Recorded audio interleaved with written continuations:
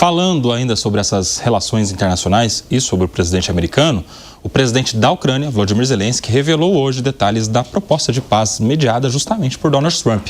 O nosso correspondente, Luca Bassani, chega ao vivo aqui no 3 em 1 com mais informações a respeito justamente deste plano. Conta pra gente, Luca Bassani, bem-vindo. Exatamente, Cuba. Boa tarde a você, a todos que nos acompanham aqui no 3 em 1.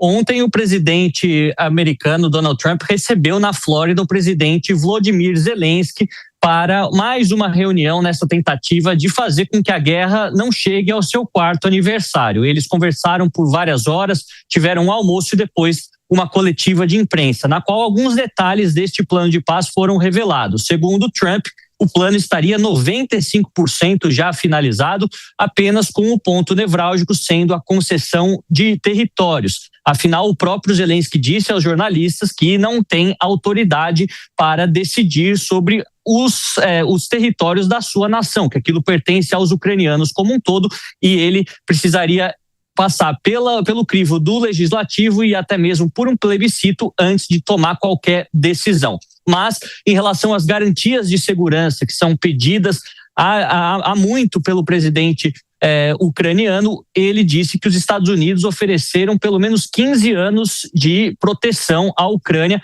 para que a guerra chegasse a um fim, provavelmente com armamentos dos mais modernos ou até mesmo uma patrulha dos norte-americanos, compartilhamento de inteligência para evitar uma possível nova invasão ao território ucraniano. Zelensky disse que está muito grato em relação a isso, mas gostaria que o prazo fosse aumentado para 30 ou até mesmo 50 anos, considerando que o presidente Putin, com 72 anos, pode facilmente viver até os 87 e mudar de ideia ao longo desse período, e também por conta de ser uma garantia mais estável aos investidores para reconstruir a Ucrânia no momento pós-guerra. Isso também tende a ser discutido com os aliados europeus durante os próximos dias, o presidente Macron representando aí a liderança europeia em relação a isso, e também o congelamento das linhas de batalha. Tudo indica que o plano está longe de ser implementado, ainda são muitas as variáveis, afinal a guerra continua quente, com muitos bombardeios russos acontecendo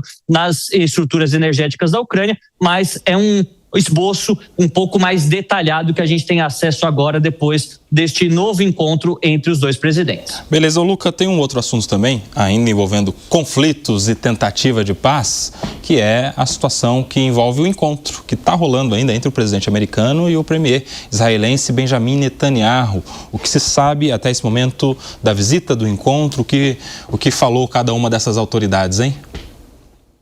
Também na sua residência em Mar-a-Lago, Donald Trump acaba de receber Benjamin Netanyahu, que falou brevemente à imprensa. Nós também estávamos no tempo real traduzindo ao vivo essa primeira interação dos dois mandatários com a imprensa, e que agora seguem novamente para um almoço antes de uma próxima coletiva. Aquilo que eles disseram é que a reconstrução de Gaza deve ser iniciada em breve, provavelmente possa já acontecer mesmo sem o Hamas abandonar completamente as suas posições político-militares e terroristas dentro do enclave palestino. Outro ponto é que Trump ressaltou que as relações entre Israel e Estados Unidos nunca estiveram em um ponto mais alto, e que acredita que Netanyahu ganhará o perdão presidencial de Isaac Herzog em breve, algo que já foi pedido oficialmente através de uma carta pelo presidente Trump em novembro deste ano.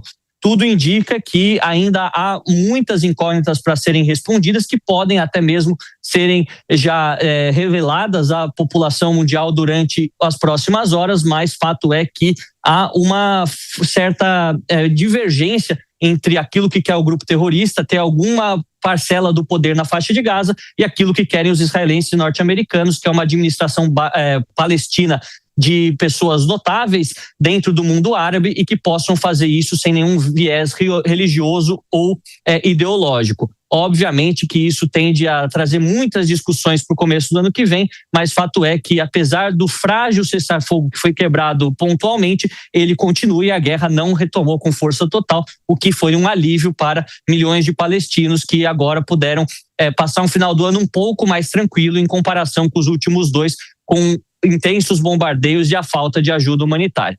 a ver os próximos detalhes. Com certeza, ao longo desta segunda-feira, voltaremos com novas atualizações sobre o encontro de Trump com Netanyahu. Voltaremos. Luca Bassani, só última informação. Onde é que você está neste momento, meu amigo? Você que conhece o mundo todo. Estou aqui em Portugal, passando o final do ano com a família, um friozinho um pouco melhor do que na minha casa da Alemanha, aqui 4 graus, enquanto na Alemanha está menos 4, então não podemos reclamar. Tá aí, Luca Bassani, direto de Portugal, hoje o nosso microfone Jovem Pan na Europa. Daqui a pouco você volta com outras informações, infelizmente sobre informações de conflito envolvendo alguns outros países na Ásia também. Luca Bassani, até já. Deixa eu chamar os nossos analistas aqui. Luiz Augusto Durso, vamos com você nessa primeira informação, vamos fatiar aqui a primeira informação que nos trouxe o Luca Bassani, justamente envolvendo Volodymyr Zelensky, situação ali com o Donald Trump mediando o conflito entre Rússia e Ucrânia. Como é que você projeta a solução deste conflito, o plano de paz que já se arrasta há alguns anos? Olha, Koba, se existisse um STF no mundo, o Trump gostaria de presidi-lo. Porque aqui no Brasil a gente tem a sensação que o Supremo decide tudo, manda tudo, sempre dá a última palavra.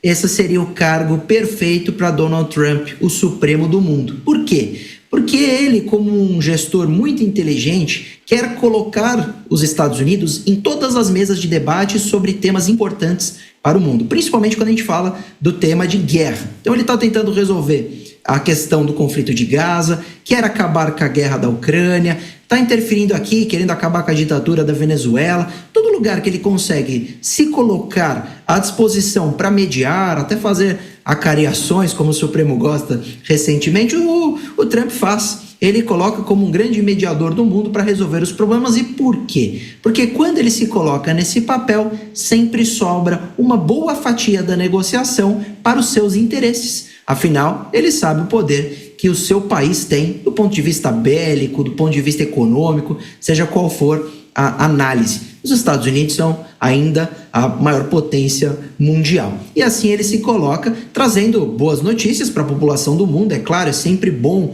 finalizar, acabar com uma guerra que perdura aí há anos e tem um saldo muito negativo para todos os envolvidos, mas, por outro lado, coloca Donald Trump em mais destaque numa situação cada vez mais perigosa. E por que perigosa? Porque quanto mais poder Donald Trump concentra, mais agressivo ele é nas negociações. Essa situação de tarifaço é uma solução não bélica para não levar à guerra, numa pressão econômica gigantesca para fazer com que os países cedam aos seus interesses. Por isso o tarifaço aconteceu pelos mais variados países do mundo por parte dos Estados Unidos. Então Donald Trump tem uma varinha mágica de solução de conflito, mas também tem uma varinha muito poderosa para pressão geopolítica para ter os seus interesses atendidos. Por isso que na nossa primeira notícia de Donald Trump, que falam que ele, na verdade, largou, ou divorciou, ou separou de Bolsonaro, na verdade, esse relacionamento nunca existiu. O que existiu foi um interesse momentâneo nesse nome para gerar algum tipo de pressão aqui no Brasil, e quando seus interesses foram atingidos,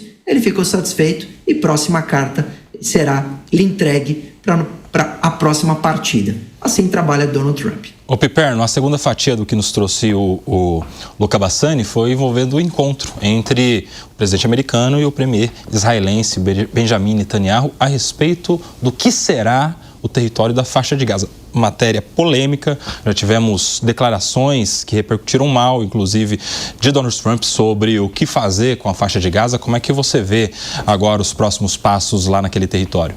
O interessante é que realmente o que fazer com a faixa de Gaza, sei que para isso se ouçam os palestinos, né?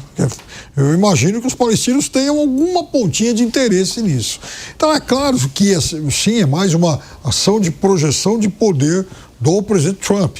Da mesma forma como disse o Durso, ele vai espalhando seus tentáculos por todas as regiões do mundo, está lá na Ucrânia, ameaça, por exemplo, a Dinamarca lá com a questão da Groenlândia. Veja, a Dinamarca, que não é exatamente um estado belicoso, está lá sossegado e tal, né? Tem a história É verdade. Algo de podre no reino lá. Mas veja, até a Dinamarca lá em paz vai mexer com esse país. Quer dizer, aí vem aqui para a Venezuela, lá na Nigéria agora, supostamente para combater o Boko Haram. Então, é um negócio impressionante. Agora, é de fato o grande xerife do mundo. E aí eu fico imaginando o seguinte, por exemplo, se propõe a garantir, então, 15 anos de segurança para a Ucrânia. Uai, como é que vai fazer isso? Vai combinar com os russos ou vai mandar tropas lá para a Ucrânia? Ucrânia. E se a Rússia, por exemplo, quiser garantir 15 anos de paz aqui para a Venezuela? Como é que fica esse negócio? Então, é preciso que o grande xerife, de alguma forma, seja contido, né? Fala aí, Alan Gani. Olha só, o que eu vejo é que o Donald Trump, ele foi eleito com uma plataforma de campanha anti-guerras, foi assim, né? Um dos seus pronunciamentos, uma das suas promessas, né? Então, acabar com as guerras e cuidar dos interesses internos dos Estados Unidos. Aliás, diga-se de passagem, todos os presidentes norte-americanos se elegem com esse discurso. Não vamos mais nos meter em guerra porque é muito caro, vou olhar para dentro do país. Invariavelmente, todos os presidentes acabam se metendo em guerra. Isso vale para os democratas, isso vale para os republicanos. E por quê?